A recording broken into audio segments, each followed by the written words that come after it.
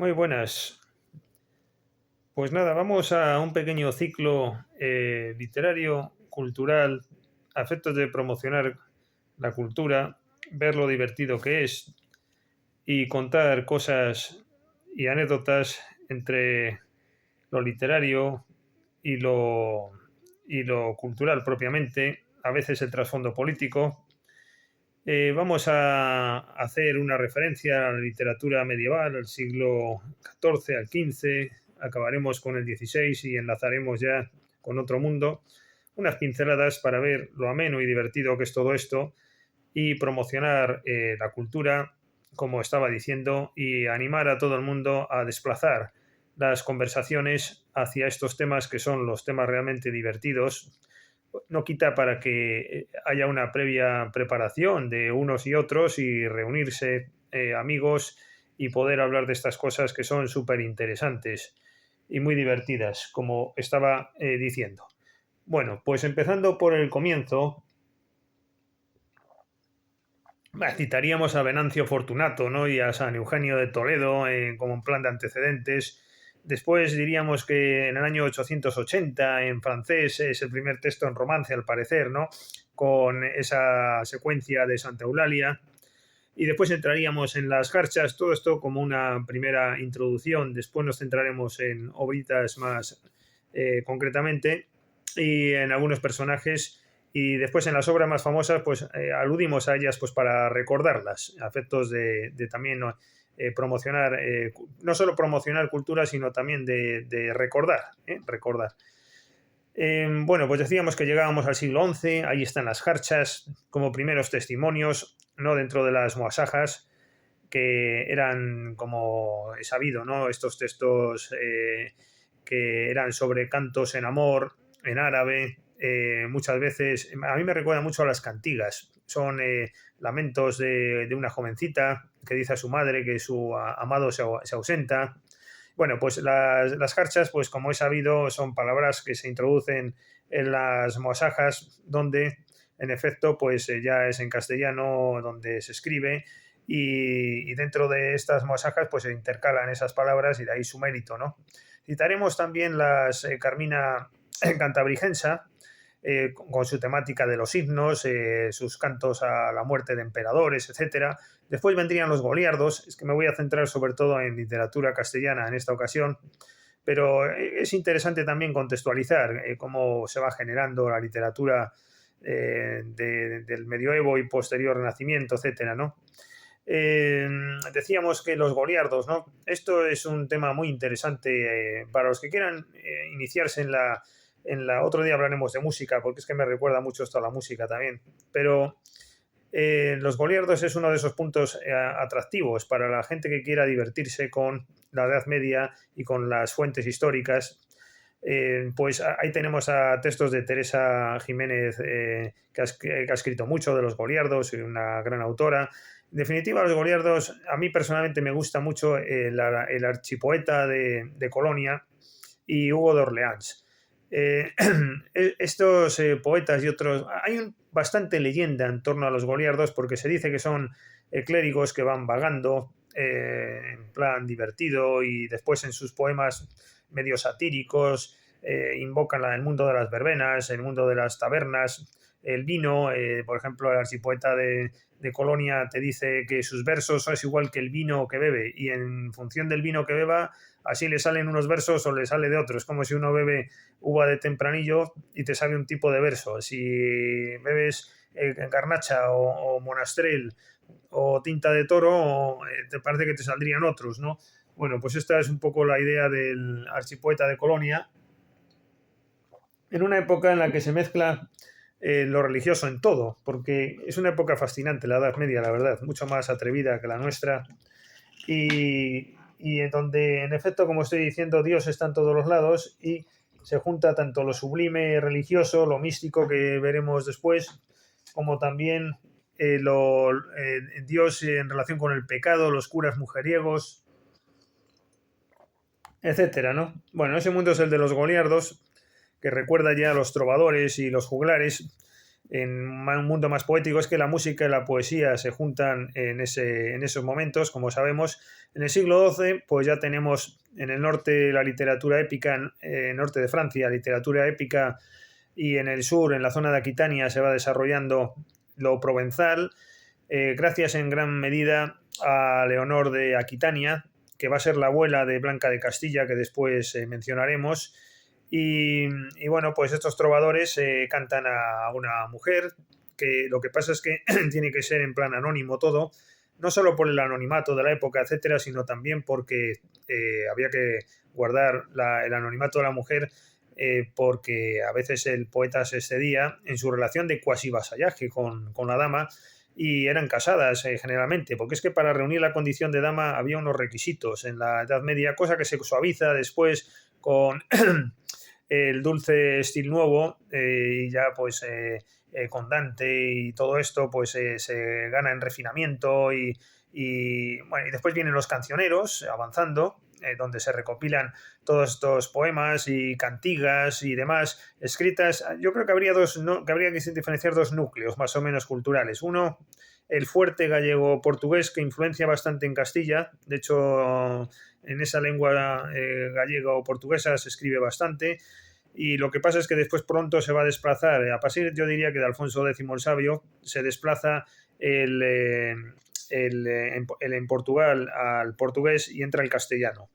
Y lo que ocurre también después en Aragón y Cataluña. En Cataluña algo menos, pero en Aragón, sobre todo con los Trastámara, pues queda implantado allí el castellano. Y el otro segundo foco, pues es el de la lengua provenzal, que eso sí es verdad que influencia un poco más en Aragón y Cataluña en cuanto a este mundo de los trovadores, y que después los cancioneros van a recoger todas esas poesías que circulan, etcétera. A veces se entremezclan estas lenguas y recogen poemas de uno y de otro. Hay cancioneros hasta desde el siglo XIII, creo, hasta el siglo XVI.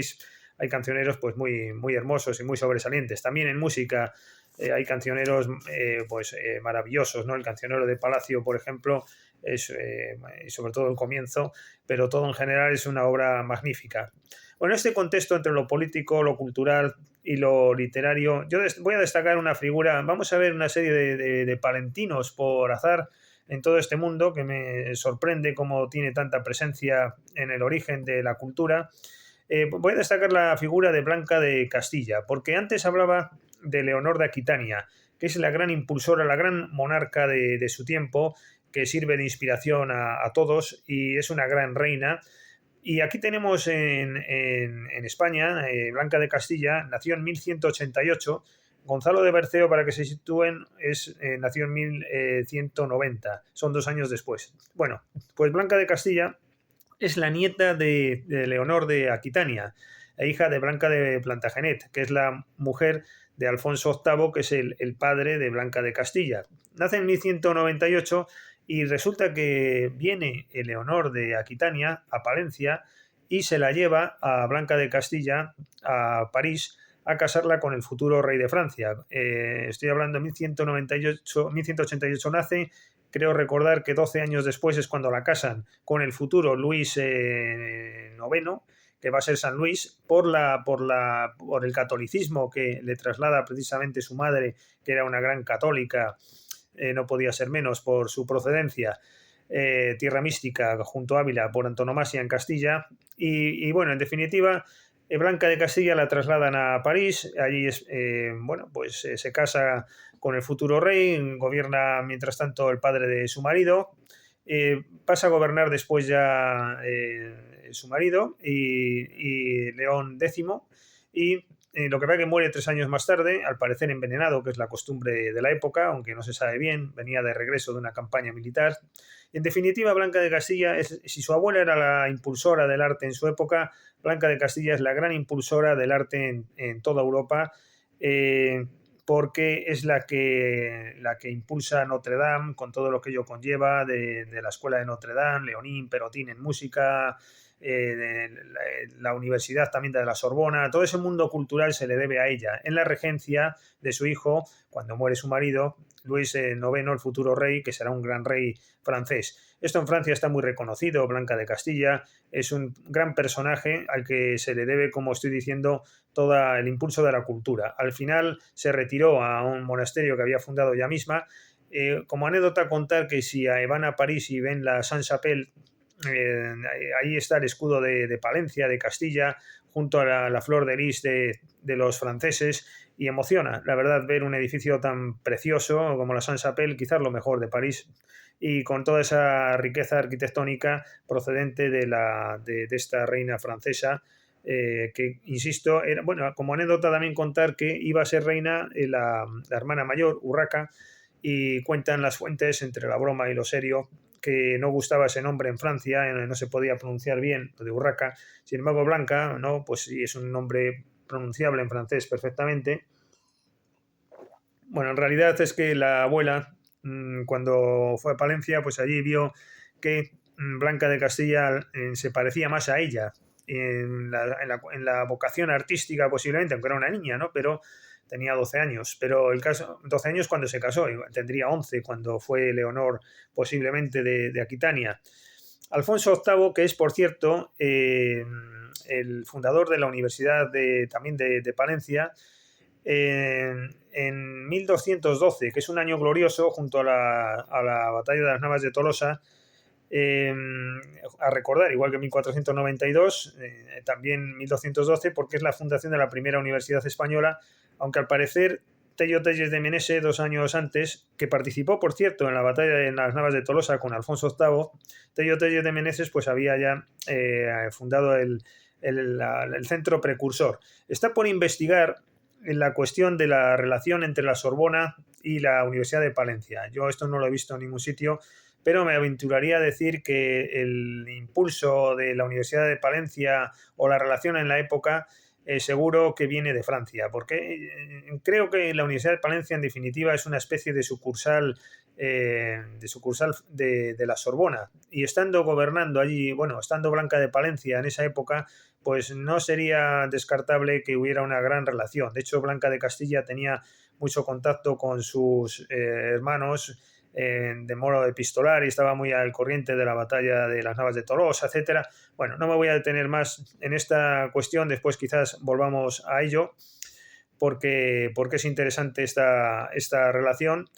Pero vamos a saltar quizás un poquito más en el tiempo, estamos en el siglo XII, saltaríamos a una época, bueno, hemos hecho alusión también al XIII, algo en parte, los cancioneros en adelante, saltaríamos al siglo XIV, y bueno, seleccionamos un par de obras para narrar, y de personajes también, haciendo esta relación entre lo cultural y lo literario. Juan Manuel, por supuesto, ¿no? El conde Lucanor. He seleccionado aquí un par de frases interesantes de cómo acaban cada uno de los relatos, donde el conde Lucanor pues pide consejo, ¿no? a Patronio, y cómo Patronio pues le aconseja, y al final pues hay una especie como de moraleja o de enseñanza, ¿no? Bueno, pues por aquí he seleccionado alguna en alguno de los relatos según van acabando. Siempre hay una frasecita para aumentar el interés de esta lectura, que es una obra tan conocida, pero conviene recordarla en un minutito, ¿no? Dice, por ejemplo, aquí dice una de ellas: por dicho de las gentes, con tal que non sea mal, al pro poned las mientes y non agagues al. Es decir, si ves disparidad de opiniones, haz lo que más te convenga. Bueno, otra, la siguiente, por ejemplo, pues te viene a decir que si te sientes caballero, no te recluyas en un monasterio. Esta es muy bonita, este relato, porque es la típica historia de cuando uno tiene una vocación y no se atreve a desarrollarla, ¿no? Pues da el salto, atrévete. Pues aquí estaría explicado ese relato que tantas veces ocurre en la vida de todos nosotros, ¿no? En el ejemplo 4, pues Patronio también le aconseja, etcétera, y acaba este ejemplo diciéndose: si no sabéis qué debéis dar, al gran daño se vos podría tornar. Bueno, pues mira a ver a quién ayudas, ¿no? No ayudes a una persona que al final pues te va a acabar perjudicando. Otro, pues donde se viene a decir que no te desanimes porque siempre hay otro más pobre que real, ¿no? Y como las fábulas de Samaniego, ¿no? Dice, por pobreza nunca desmayéis, pues otros más pobres que vos veréis. Bueno, no me atrevo a seguir leyendo esto, pero recordamos esta obra de don Juan Manuel, que por cierto era hijo de Manuel de Castilla, que nació en Carrión de los Condes en 1234, creo en recordar. Y sin saltar demasiado de provincia, en cuanto a personajes interesantes de esa época y cultura, y antes de avanzar, combinando lo cultural político con lo literario, después veremos otra obra literaria, ¿no? Del arcipreste de Ita, incidiremos brevemente, pero del libro El Buen Amor. Pero antes voy a hacer una referencia a María de Padilla, que fuera la esposa, amante primero, y de Pedro I el Cruel. Y esta es un personaje, una historia, da lugar a una historia también fascinante, María de Padilla. Y en relación, lo vengo a contar para que se vea lo anecdótico y divertido de todo esto, ¿no? Porque este Pedro I el Cruel resulta que se casó con otra Blanca de Castilla. Es que hay dos Blancas de Castilla, porque esta Blanca de Castilla en realidad es la bisnieta, creo recordar, de la otra Blanca de Castilla. Es decir, Blanca de Castilla, después viene su hijo, tal, y desciende a esta, y que es la que se casa con Pedro I, sin mucha convicción por parte del rey castellano.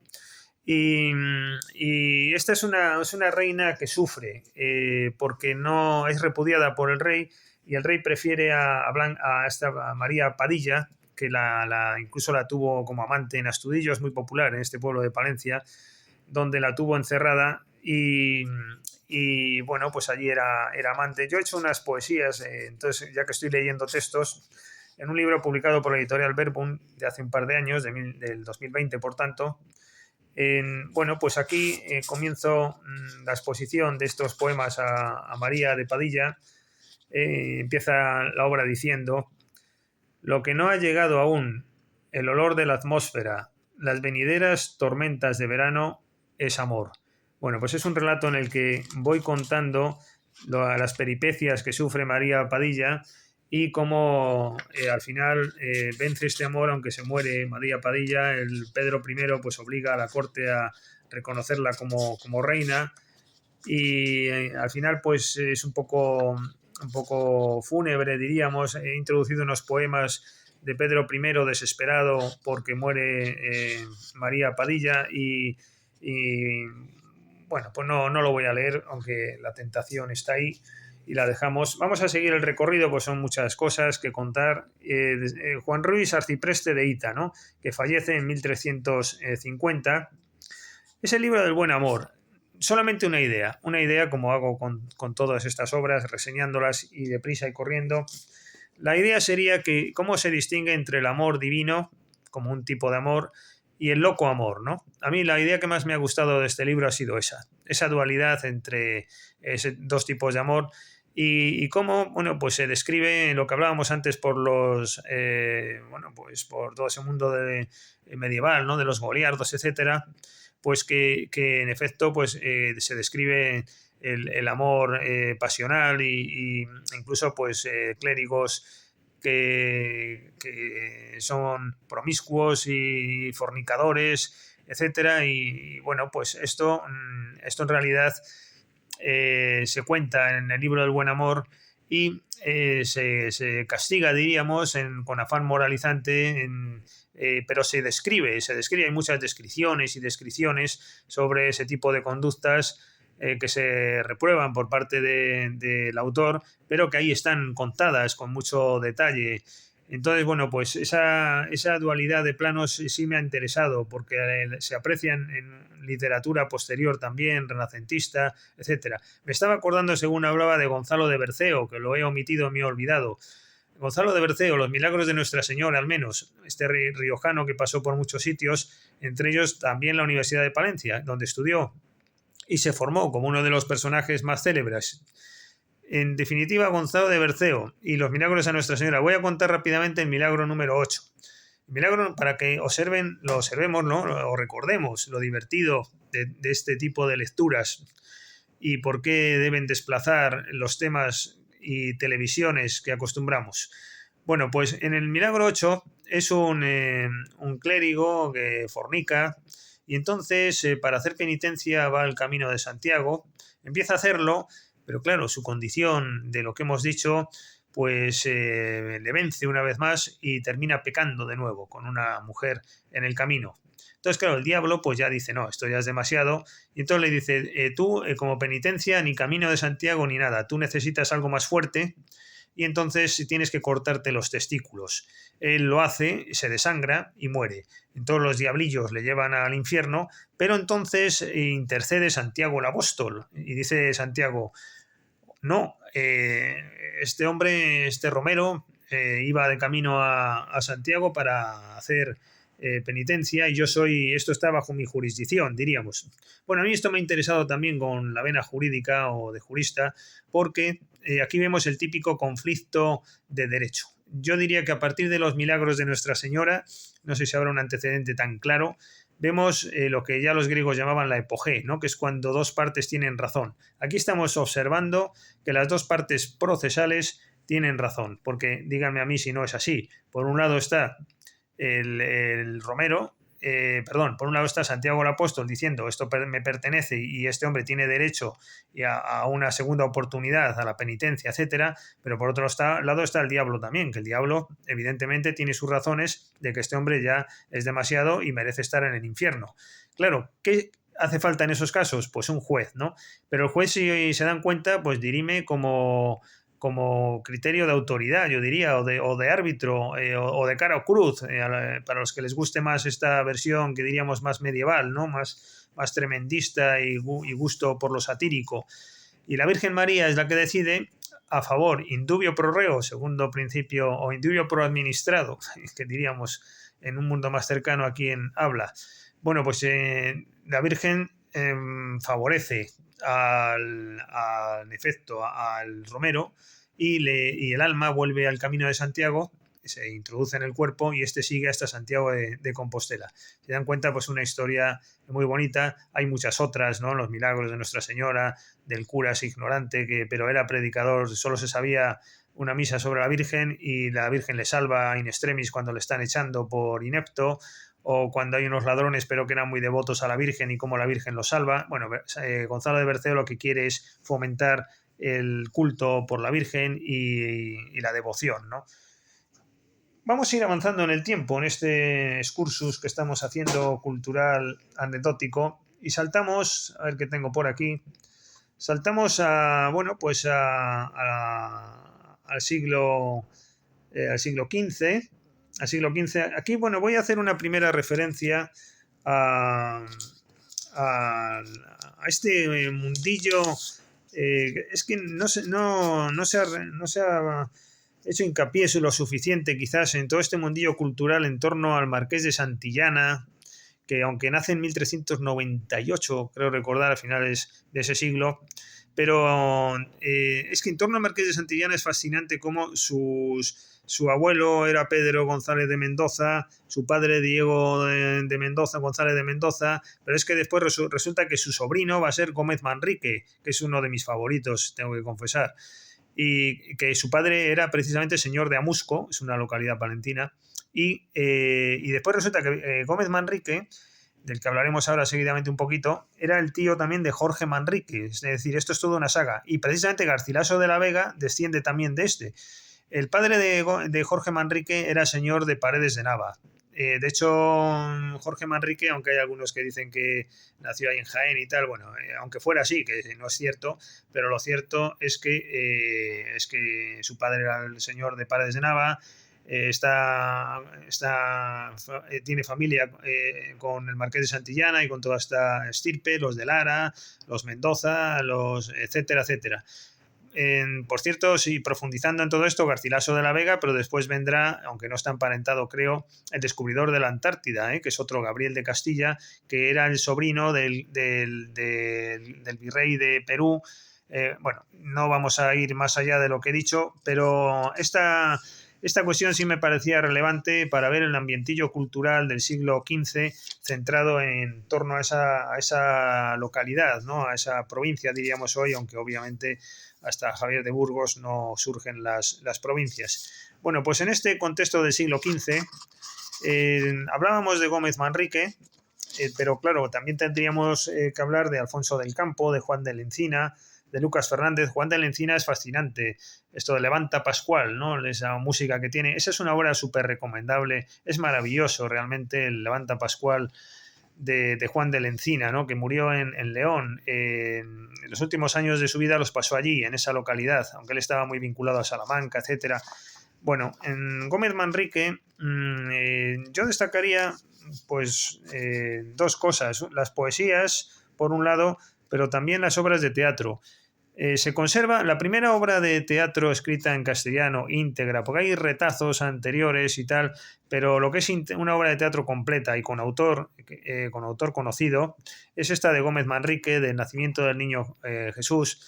Este Gómez Manrique estaba muy vinculado a Astudillo y tal, pero también a Calabazanos, que es un pueblecito cerca de Villamuriel del Cerrato, al lado de Palencia, y es recomendable los días 18 y 20 de diciembre que se representa por una serie de aficionados, de voluntarios, que en esa iglesia realizan esta representación de esta obra teatral del nacimiento del niño Jesús. Y bueno, pues simplemente lo quiero dejar constancia en este contexto de autores, de dramaturgos del siglo XV castellanos, ya los he citado antes, que me parecen realmente de interés.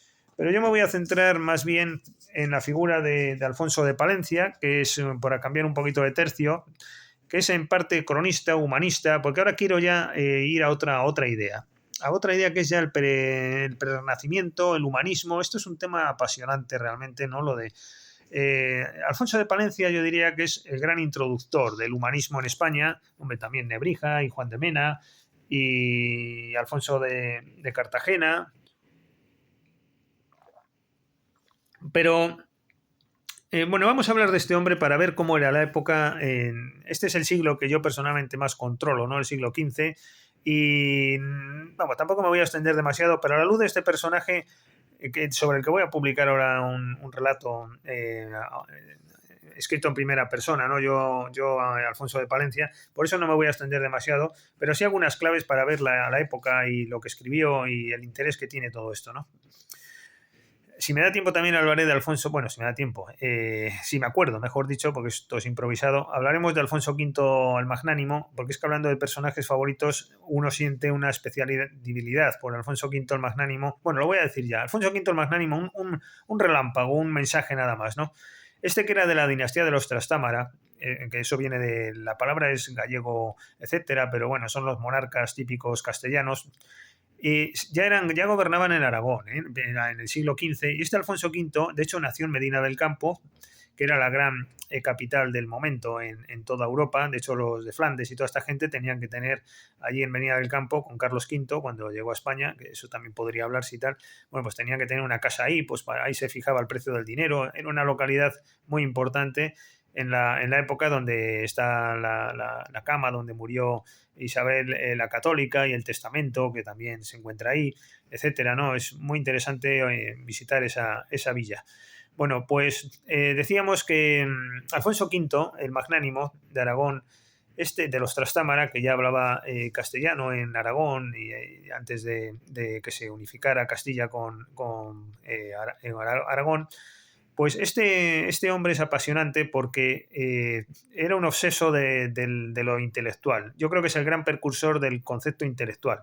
Es decir, igual que había personas obsesionadas por la religión y lo sublime, lo trascendente relacionado con lo místico, la religión, este para mí es el personaje más fascinante de todos los tiempos porque es el antecedente de la fascinación por lo intelectual. Es decir, este hacía campañas, hacía batallas y se obsesionaba por tener alguna reliquia de Tito Livio y de algunos otros romanos de la época. Es decir, no era el santo no sé qué o el santo no sé cuál, era la pasión por tener algo de Tito Livio. De hecho, creo recordar una de las batallas que ganó, los que perdieron le regalaron una reliquia de Tito Livio y era un gran apasionado por... bueno, de hecho, otra de las anécdotas que se cuenta de él es que estaba enfermo y sanó cuando le leyeron textos de estos historiadores romanos, etcétera, ¿no? Sanó, es decir, como consecuencia de la lectura. Bueno, pues volvamos a Alfonso de Palencia para ver lo interesante del siglo XV en Castilla y otros territorios.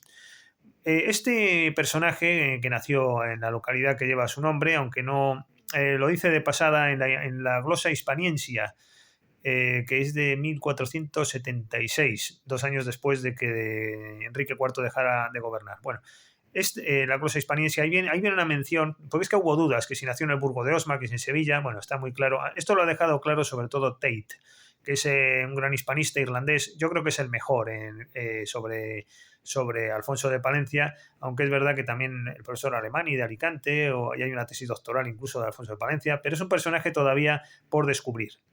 Después les diré sobre todo el secreto, por qué, que es reciente. En definitiva, yendo poco a poco, nace en esa localidad, él se traslada rápido a Burgos por contactos familiares que tenía ya su padre, que servía a los Velasco, estaban relacionados con Alfonso de Cartagena, obispo de Burgos.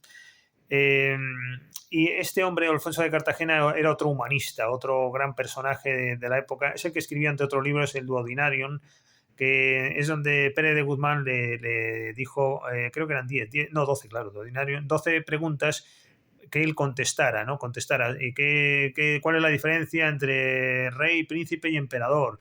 ¿Es mejor ser hombre que mujer? No sé qué, no sé cuál. Una serie de cuestiones. Y entonces él, Alfonso de Cartagena, va diciendo, ¿no? Va contestando y con una gran erudición, ¿no? Una enorme erudición. Estuvo en el concilio de Basilea, donde, por cierto, es que estos hacían de todo, claro, eran representantes del rey, eran escritores, eran humanistas, tenían escuelas, abogados, de todo. Y entonces, una de las cosas que tuvo que hacer Alfonso de Cartagena, que es el ambiente en el que se educa en nuestro Alfonso de Palencia, pues fue el concilio de Basilea defender la causa de Canarias a favor de los reyes de Castilla en vez de Inglaterra, que tenía ciertas pretensiones ahí, etcétera. Bueno, tiene muchísimas obras también Alfonso de Cartagena, un personaje impresionante. En ese, aunque él no lo conoció, Alfonso de Palencia, porque él estaba precisamente en el concilio, bueno, perdón, no lo conoció en esa época, porque después cuando vuelve a Alfonso de Cartagena, ahí sí coinciden con Álvaro de Luna, que había unos líos ahí que tenía que resolver medio como árbitro, disputas y tal, y tenía que resolver Alfonso de Cartagena, y entonces Alfonso de Palencia fue en esa comitiva. Es decir, que lo que fue muy poquito tiempo, Alfonso de Palencia se traslada muy joven a Italia. El defecto que tiene Alfonso de Palencia es un poco el mal castellano, ¿no? Bueno, parece que le deslumbra un poquito lo de fuera, y porque en Italia en realidad este hombre, ahí con Trebisonda y otros, lo que hace es de copista y tal, unas labores que tampoco, va que aprendió muchísimo, es una época humanista, él bueno, como una esponja, ¿no? Como todos los científicos que han acudido al extranjero, que quieres aprender y te preocupan las enseñanzas, bueno, pues ahí estás como una esponja, absorbiendo de aquí, de allá, formándote en una edad decisiva, y este desde luego era un humanista y empapó todo lo que le enseñaron, lo transmitió, y fue uno de los después, al volver a España, de los grandes impulsores del humanismo en España. El humanismo sobre todo es la clave por la cultura, ¿no? Lo veíamos antes con Alfonso V, se identificaba con el latín y el griego, es cierto, pero yo creo que era porque en esa época el latín y el griego, después de la Edad Media y tal, pues era lo principal para tener cultura. Pero yo creo que el humanista no tiene que identificarse las humanidades con el griego y el latín, a pesar de su gran relación. Yo creo que el humanismo es algo más, es la pasión por la cultura, ¿no? Es lo que queríamos un poco transmitir quizás con estas intervenciones, ¿no?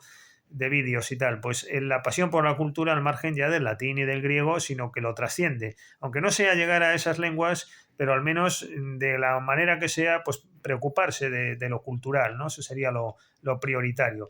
Bueno, pues decía que el mal castellano un poco en el sentido de que va a Italia y le deslumbra aquello, pero con razón, pero no está ahí la crítica que quiero hacer. Es que cuando vuelve, pues ahora lo vamos a ver, parece que no queda muy bien, de hecho el nombre de su tierra una alusión a Palencia así no muy favorable, después lo hará con Ávila, dice que huele mal, fétida tierra, y siempre parece que le deslumbraba más lo italiano, incluso si tenía que optar entre Castilla y Aragón, parece que le gustaba más Aragón, lo veremos después, aunque sea brevemente, porque se decantó claramente a favor de Fernando el Católico y no tanto de Isabel. Bueno, vuelve de Italia, se instala en Sevilla, ahí conoce a Alfonso de Fonseca, que era el obispo de Sevilla. Por entonces estaba Enrique IV allí, estaba Enrique IV. Bueno, es que él contacta con Velasco, Alfonso de Velasco, que él estaba vinculado Velasco a su familia, pero Velasco enseguida le pone en contacto con Fonseca, el obispo de Sevilla, y este es el que le introduce a Enrique IV y pasa a ser enseguida, creo, Enrique IV empieza a gobernar en 1474, en el 76 ya está como cronista junto a otro Castillo, en efecto, son dos cronistas, los de Enrique IV y Alfonso de Palencia es nombrado cronista del reino en 1476, creo recordar, 2 años después de gobernar Enrique IV, y una duda que me surge también es cómo este hombre estuvo tanto tiempo de cronista, hasta el 76, 20 años que gobierna Enrique IV, y no se observa la obra como cronista. Yo creo que es que le absorbió este Alfonso de Fonseca con sus historias, porque era un hombre muy absorbente, y quizás se deba a eso, o haría funciones de secretario que yo por lo menos no he sabido, no he conocido, vamos, no he investigado hasta con esa profundidad, evidentemente, pero sorprende porque es verdad que su primer libro, bueno, después de una epístola a la que me refiriera ahora, una carta que tiene, pero su primer libro importante es La batalla campal entre los perros y los lobos. Y, y en esa batalla campal se deja ver, pero claro, eso es escrita nada más que es cronista, al cabo de un par de años. Y después viene la gesta hispaniensia, que es 2 años después de que deje de gobernar Enrique IV. Ahí sí, ahí le sacude sin piedad a Enrique IV la gesta hispaniensia. Por cierto, se puede comprar en la Real Academia de la Historia. Son 2 tomos interesantes y muy ilustrativos de toda la historia del monarca, ¿no? De Enrique IV. Pero bueno, yendo por partes, en la batalla campal porque él escribía en latín, escribía en latín y después traducía su obra al castellano. Todavía no estaba la imprenta, que después veremos que él es uno de los que la impulsa en Sevilla, y le ayuda a su obra también. Bueno, pues como decíamos, yendo por partes, estamos hablando de cuando va a Sevilla, contacta con Enrique IV y Alfonso de Palencia. La primera obra literaria que tiene son unas epístolas y que viene a contarnos que la muerte se le aparece al obispo de Ávila y entonces a un pastor. El pastor acude a la iglesia en Ávila, la iglesia de Ávila contacta con la Universidad de Salamanca, la Universidad de Salamanca implora la muerte para que dé una prórroga al menos de 10 años, contando las bondades del obispo, pero la muerte, nada, es implacable y nada. Y entonces la cuestión que se plantea aquí de fondo es, bueno, que no pasa nada porque el obispo va a ir a vivir a un mundo mejor, ¿no? ¿De qué se puede quejar uno si en definitiva va a ir a un mundo mejor el obispo que este mundo terrenal donde todos son miserias, etcétera? Y ahí es donde hace la alusión a la fétida Ávila, etcétera, que se podría haber ahorrado quizás Alfonso de Palencia, ¿no? La obra más importante, 2 años después, creo recordar, es La batalla campal de los perros y los lobos, escrita en latín. Y esta obra da lugar a interpretaciones. Yo creo que es que se confunden muchas cosas en esta obra. Lo que quiere ante todo demostrar Alfonso de Palencia es que es un gran latinista, que domina la lengua. Yo creo que en su época, sin duda, es el gran dominador del latín, ¿no? Es un manejo impresionante el que tiene de esta lengua y lo escribe de hecho en latín y quiere dar muestras de erudito, de persona culta, pero es una obra compleja porque parece que se inspira en parte en la batalla de Olmedo, donde había estado este Álvaro de Luna que citábamos antes, pero también, claro, hay autores que te dicen, visto con retrospectiva desde la gesta hispaniensia, bueno, pues es verdad que ahí ya, aunque había pasado poco de Enrique IV, muchas de las cosas ya se están inspirando en lo que estaba viendo, ¿no? De Enrique IV. Claro, visto de esa manera, desde el futuro hacia el pasado, o desde el presente, diríamos, de 1476 a 20 años antes, pues sí se puede descubrir algún rasgo de ese tipo, ¿no? Bueno, esa obra, La batalla campal de perros y lobos, se viene a decir que, bueno, son las típicos discursos y disputas que hay entre nobles, etcétera, etcétera. Y lo importante yo que destacaría serían los discursos, ¿no? Los discursos de todo tipo que hay en esa obra. Después, en 1458, creo recordar que es el triunfo, lo de la perfección del triunfo militar. Esta obra trata de lo militar en Italia y en Castilla.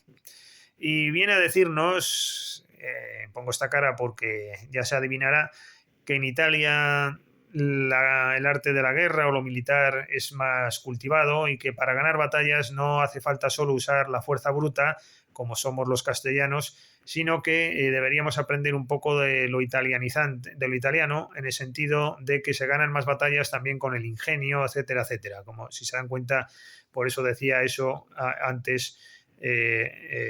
Antes de esa alusión, ¿no? A lo castellano, lo italiano, el lugar en que deja a cada cual.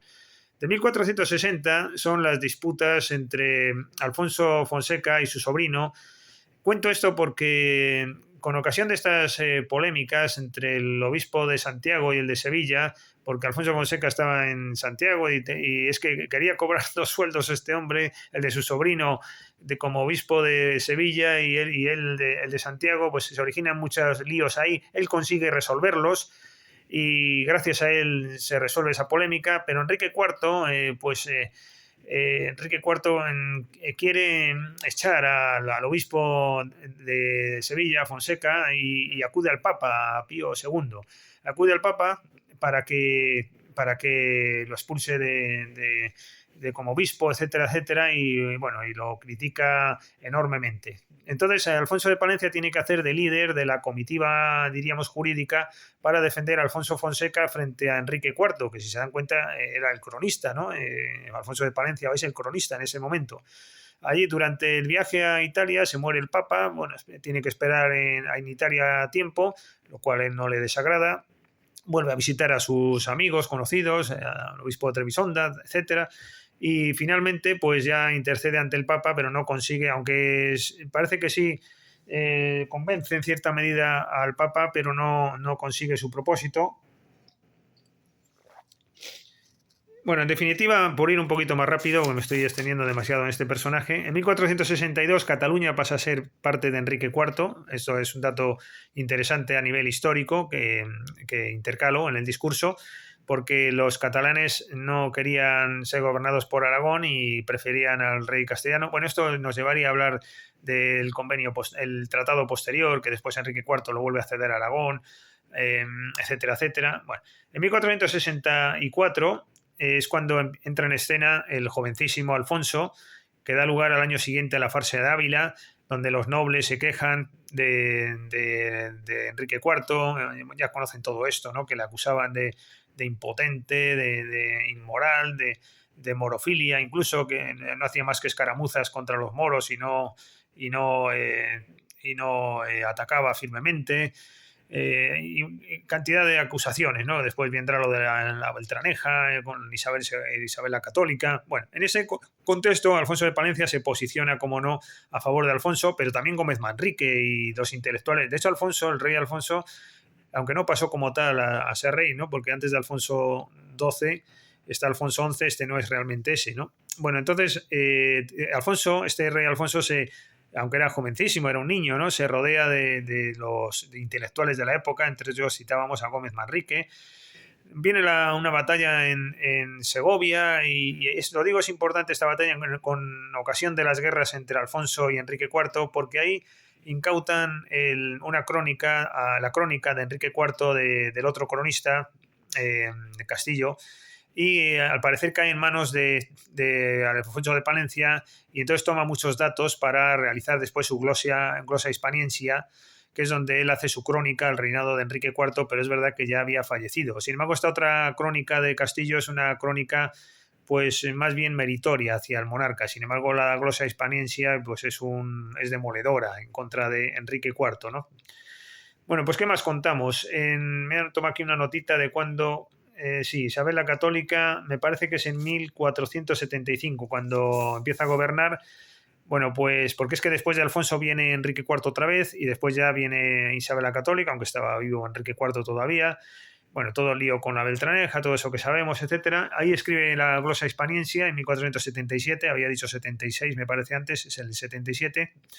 Y en este libro ya lo he dicho, que es la crónica de Enrique IV. Después tiene un libro de geografía, 1482, muy interesante, con topónimos, sobre todo los ríos de Andalucía, pero toda España están nombrados. Este hombre era un gran erudito, si se dan cuenta, pues tocaba todo, ¿no? Todos los géneros, etcétera. Y las obras más importantes quizás son las últimas, que es el Universal Vocabulario que está escrito en latín, que es el diccionario de latín-español, el primero que hay, en efecto, y se decía que el primer diccionario de español-latín era de Nebrija y se ha descubierto hace poco que es la obra que se llama El Vocabulista. Es una obra también de Alfonso de Palencia. Se ha descubierto por unos textos que se han encontrado en Nueva York gracias a una argentina filóloga que lo ha descubierto por ahí, lo ha difundido, la Real Academia Española de la Lengua ya lo ha validado, etcétera, etcétera. Bueno, pues esta alusión a Alfonso de Palencia como personaje humanista de la época, obsesionado por la cultura, vemos también el contacto que tiene con Italia, etcétera. Voy a hacer una alusión seguidamente en el siglo XV a los poetas. Bueno, Juan de Mena me lo voy a saltar, El laberinto de la fortuna. Este era un hombre, era un ratón de biblioteca. Dicen que murió pálido porque nunca le dio el sol, ¿no? Bueno, cuentan de él las crónicas. Gómez Manrique ya he aludido a él, pero no me resisto a leer una breve poesía.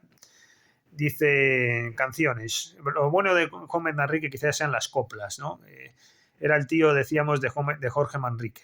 Dice: dejadme mirar a quien me face mal, e nunca me fizo bien nin comunal. Dejad fartar a mis ojos de mirar la fermosura, que con tanta mesura me causa tantos enojos. Ya está un poco aquí la idea del amor como dolor, ¿no? Que después en el barroco, ¿no?, se va a exaltar enormemente.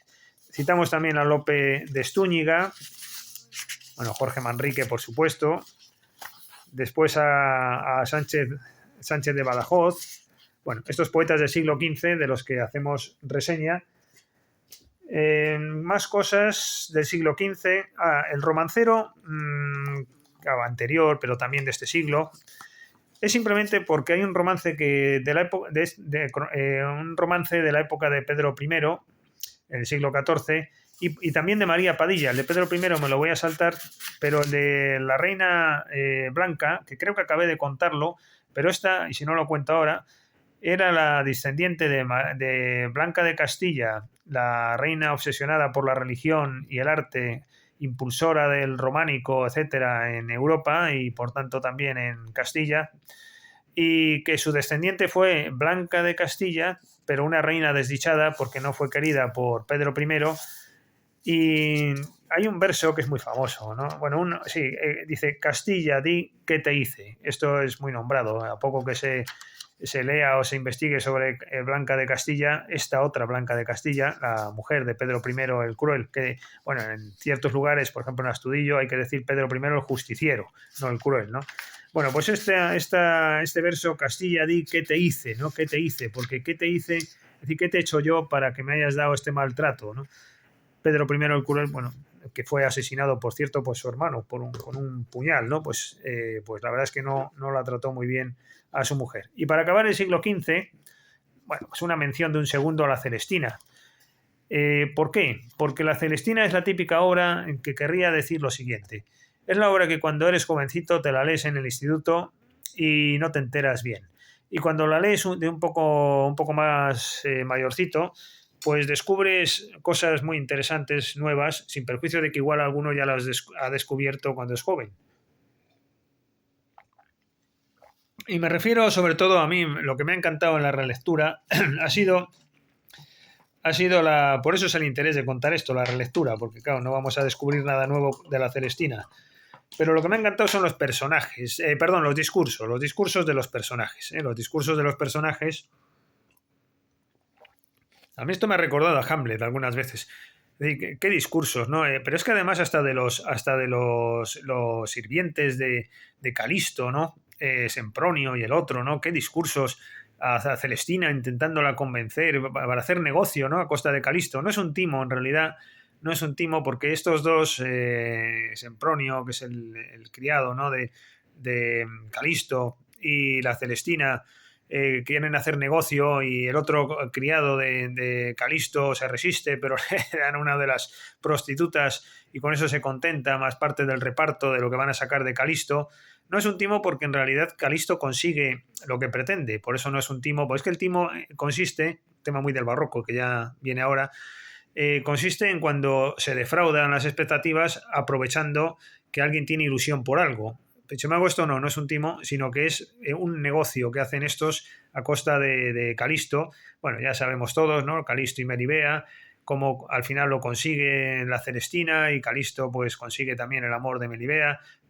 Es una tragicomedia porque Calisto se cae por una escalera, ¿no? Esto es lo grandioso del arte español. Yo no sé si es una vena judaica que tenemos, ¿no? Porque a diferencia de lo nórdico, que el Hamlet de estos grandes personajes, aquí en España esto de lo tragicómico es el no va más, ¿no? Porque se junta los discursos, porque podía haber hecho Francisco de Rojas, pues no sé, algo distinto con esos discursos que maneja. Yo creo que, vamos, no soy experto tan a fondo, pero creo que estos discursos son polivalentes en el fondo. Podría haber hecho algo heroico nada más, ¿no?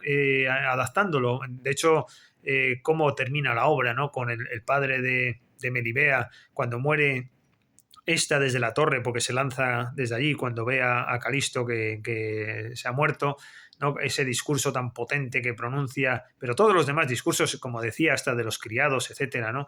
Qué potencia argumental, qué maravilla el leerse esto. Sobre todo a mí yo destacaría eso, los discursos en un tema tragicómico, cómo llegan a tener esa dimensión, ¿no?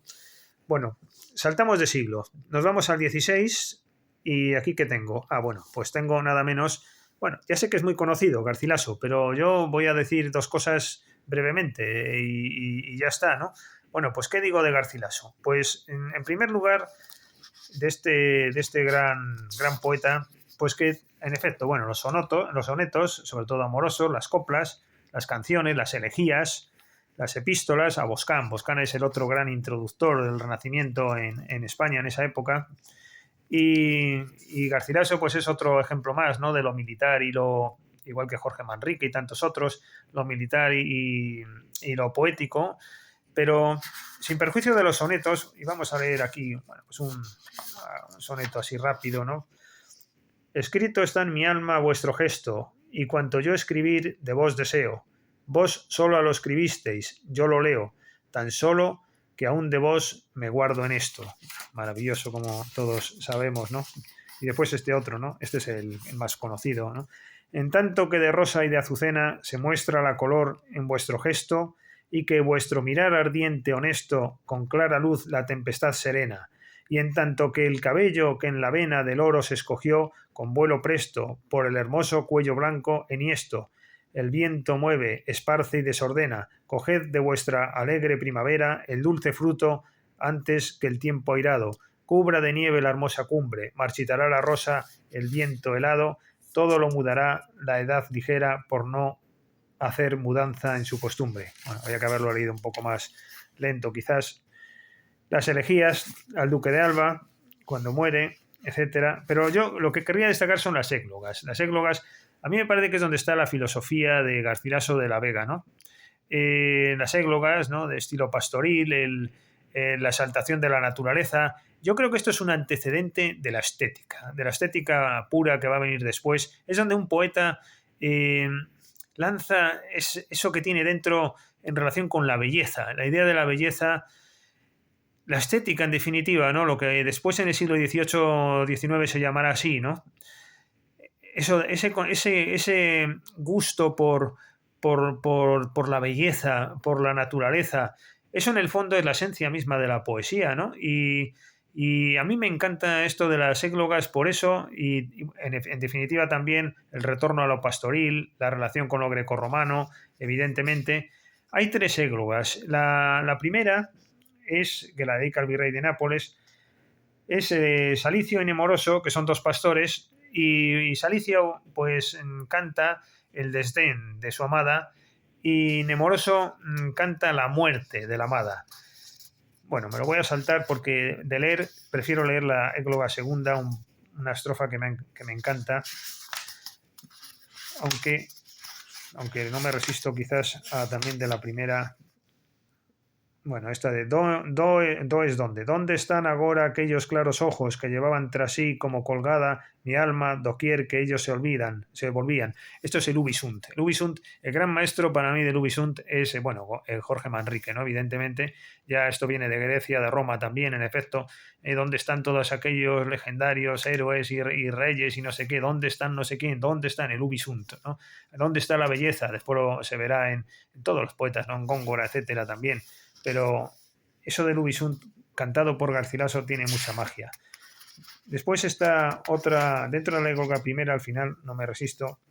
Elisa es la amada del segundo de los poetas citados. Dice, divina Elisa, pues agora el cielo con inmortales pies pisas y mides, y su mudanza ves, estando queda.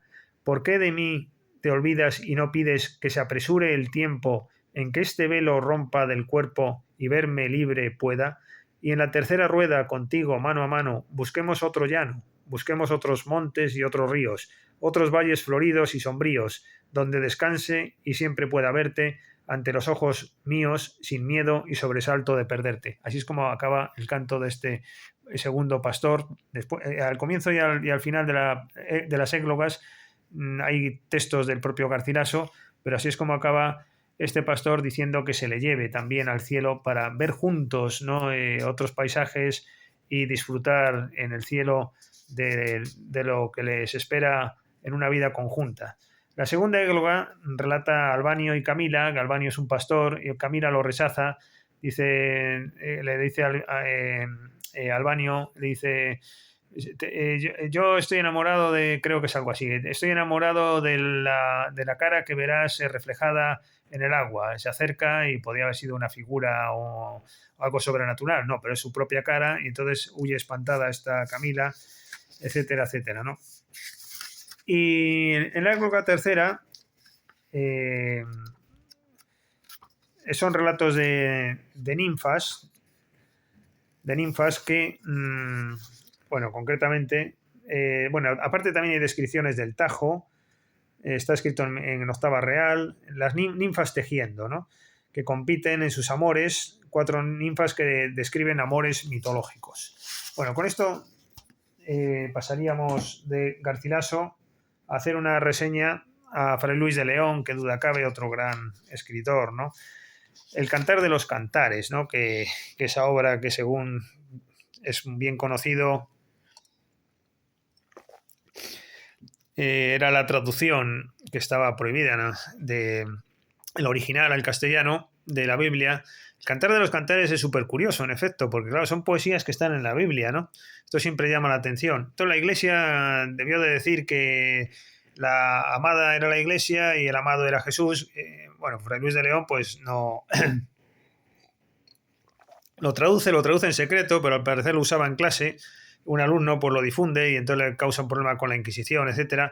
Y en esta obra, bueno, pues simplemente mencionamos esos maravillosos relatos explicativos de los versos del Cantar de los Cantares, donde, bueno, este gran autor, Fray Luis de León, pues nos descubre que es un amor conyugal, de cómo ella quiere a su esposo y él le quiere a ella y destaca las virtudes y las bondades de este tipo de amor, ¿no? En el Cantar de los Cantares.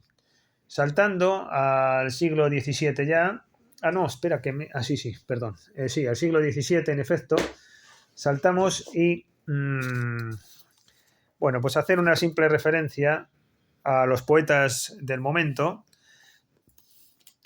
El conde de Villamediana. El conde de Villamediana, la poesía es su vida misma, porque es un hombre con vida turbulenta, con deudas, ya su padre también. Era pendenciero, pleitero, se arrima a la corte, después cuando sale mal parado la desdeña y como buen barroquista o hombre del barroco, mejor dicho, huye de la vida de la corte y entonces la desdeña y habla mal de ella, pero después con Felipe IV se reengancha de nuevo en la corte y entonces pues ya vuelve a decir que bien se está ahí en la corte, ya el desengaño parece que se le ha pasado. Del conde de Villamediana pues vamos a leer simplemente unos poemas dedicados a Ícaro, porque me recuerdan bastante a su propia vida. Este hombre al final murió asesinado porque ya no le aguantaba Felipe IV el rey, aunque no fue público y notorio, que fue quien mandó mandarlo, obviamente, pero ya estaba cansado. Entre otras cosas, resulta que el conde de Villamediana organiza un incendio donde la reina tiene que ir a los brazos de este personaje del conde de Villamediana, que le salva a la reina del fuego, pero todo premeditado, y además estaba prohibido en esa época coger en los brazos a la reina. Y entre otra serie de fábulas salió una plaza de toros diciendo sí, sí, son verdad los amores que se cuentan de mí, ¿no? Con la reina y otros personajes. Bueno, una serie de fábulas, todo para llamar la atención en el fondo también. Bueno, pues vamos a leer de esto de Ícaro. Decíamos, de cera son las alas, cuyo vuelo gobierna incautamente el albedrío, y llevadas del pobre desvarío, con vana presunción suben al cielo.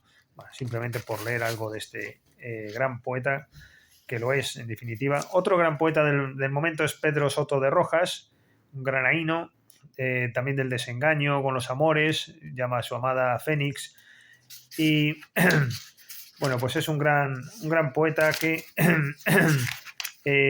sobre todo, aunque no lo leamos, pero hay unos poemas que son los de El paraíso cerrado para muchos y jardines abiertos para pocos, que evocan los grandes jardines, que por cierto tenía él. Tenía unos grandes jardines en el Albaicín, en Granada. Juan de Jáuregui, lo mencionamos. Pedro de Espinosa. De Pedro de Espinosa, simplemente el salmo a la perfección de la naturaleza, obra de Dios, porque es que me recuerda a la idea que antes decíamos, por referencia a Garcilaso, de la belleza, la naturaleza, lo estético. Aquí tiene pasajes entrañables este gran poeta, ¿no? Dice, ¿quién te enseñó, mi Dios, a hacer flores y en una hoja de entretalles llena bordar lazos con 4 o 6 labores? ¿Quién te enseñó el perfil de la azucena? ¿O quién la rosa coronada de oro, reina de los olores? Bueno, acabaríamos con Francisco de Rioja, citándolos, y Luis Carrillo y Sotomayor. Y para terminar, pues el Gran Quevedo, ¿no? El Gran Quevedo, por todos conocido, que, bueno, gran poeta del amor, ¿no? Los poemas quizás más conocidos, ¿no? Como su cuerpo dejará, no su cuidado, serán ceniza, mas tendrán sentido, polvo serán, más polvo enamorado. Las sátiras, las burlas, a Góngora y tantos otros personajes, etcétera, etcétera. El desengaño de la exterior apariencia, seleccionamos esta, con el examen interior y verdadero, ¿no? El concepto platónico de lo bello. Miras este gigante corpulento que con soberbia y gravedad camina, pues por de dentro es trapos y fagina y un ganapán le sirve de cimiento. Y para terminar, ahora sí, lo he dejado para el final porque esto desborda el tiempo. La poesía mística y religiosa, porque claro, esto se da ya en la Edad Media y va pasando pues de un siglo a otro. Lo cultivan también autores como Lope de Vega, etc., Calderón de la Barca también, pero pero los más conocidos, ¿no? Santa Teresa de Jesús, por ejemplo. Lo he dejado para el final por esa razón, porque en definitiva, pues creo que desborda, ¿no? Desborda el momento temporal. Citaríamos a Fray Ambrosio de Montesino, Fray Luis de León, San Juan de la Cruz, Francisco de Aldana, otro gran poeta, el de los tercios, ¿no? Eso no hemos hablado de él, estamos en este siglo todavía y no estamos llegando a él, ¿no? Por decirlo así. Bueno, y tantos poetas, Sor Juana Inés de la Cruz, una gran poeta, Gabriel Álvarez de Toledo, etcétera. Pero en este contexto destacaría también otros, en este caso como terminé, con lo extranjero. En vez de fijarme en los españoles, en esta ocasión querría mencionar a otros personajes como, por ejemplo, a Eckhart, Seusse, Tauler, Blois, Santa Teresa y San Juan de la Cruz. El peregrino querúbico de Silesius, es que esta es una obra que a mí personalmente me encanta, ¿no? Frases así como, por ejemplo, al azar, ¿no? Por no extenderme demasiado. Es necesario ir incluso más allá de Dios, nada menos. La supradeidad es mi luz. El abismo invoca al abismo. Hay que ser la esencia. El cielo está en ti. Me convierto en la pureza. Puedo fundirme al fuego de Dios. Yo bebo sangre y Dios. El amor superior. En lo eterno todo llega a la vez. En el cielo todo es común. Dios es nada y todo. Dios es todo en todo. Dios lo hace todo en todo. Pero claro, tenemos las de Santa Teresa, ¿no? Querría dar voces en alabanzas el alma. Y está que no cabe en sí, un desasosiego sabroso. Ya se abren las flores, ya comienzan a dar olor. Aquí querría el alma que todos la viesen y entendiesen su gloria para alabanzas de Dios, y que la ayudasen a ella y darles parte de su gozo, y porque no puede tanto gozar. Bueno, pues esto, si nos damos cuenta, maravilloso, ¿no? De Eckhart, El consuelo divino. Esa es otra gran obra. Estoy citando nada más tres, pero es que yo creo que son las tres mejores. Yo esto me lo he leído todo, todos estos poemas místicos, hace ya años. Incluso he publicado en La Razón algún artículo en el periódico y tal. Pero ahora, retomando esta cuestión, El consuelo divino de Eckhart sirve sobre todo como complemento del mundo racional y jurídico, que pensamos que muchas veces satisface por completo, y pensando en el estoicismo, etcétera, hace falta un complemento filosófico a las cosas, porque el Estado de Derecho y lo racional no llegan hasta un determinado punto, y más allá de ello se necesita, ¿no?, una clave religiosa. Por ejemplo, cuando uno pierde un juicio injustamente y se ha arruinado, porque esto ocurre también. ¿Qué te soluciona el derecho? En realidad nada. No te soluciona nada, porque si has perdido toda tu fortuna y has quedado desvalido y arruinado, pues sí, habrás perdido con justicia. El Estado de Derecho es incluso hasta más cruel, ¿no? Porque te dice, pues tú has perdido con razón. Parece que era mejor incluso aquellos tiempos en los que uno perdía por injusticia, por lo menos tenía un consuelo. Pues precisamente yo creo que cobran mayor actualidad estos místicos, porque precisamente en un mundo en que uno pierde con justicia, hace falta un complemento, hace falta una voz posterior que sirva de consuelo a quien ha perdido. No le podemos dejar marginado a esa persona que pierde por interpretaciones subjetivistas, jurídicas, etcétera. Creo que la sociedad actual es un poco dura. Y el otro día me decía uno, ¿cuántos inocentes hay en la cárcel, no? Bueno, no lo sé, si habrá muchos inocentes o no, pero es verdad que al menos a lo que yo quiero ir es a esto, a Eckhart, para terminar, al consuelo divino, en el sentido de encontrar satisfacción a los pesares que por justicia se puedan llegar a hacer, ¿no? Es una gran idea, una gran obra para eso, como colofón, al hilo de un librito que tengo donde desarrollo mucho esta idea, ¿no?, que es El juicio al abogado incrédulo, donde a un abogado se le somete a un juicio por falta de fe en el derecho, y precisamente invoca estos argumentos que no son válidos para quien le juzga, y por eso termina siendo condenado. Buenas noches.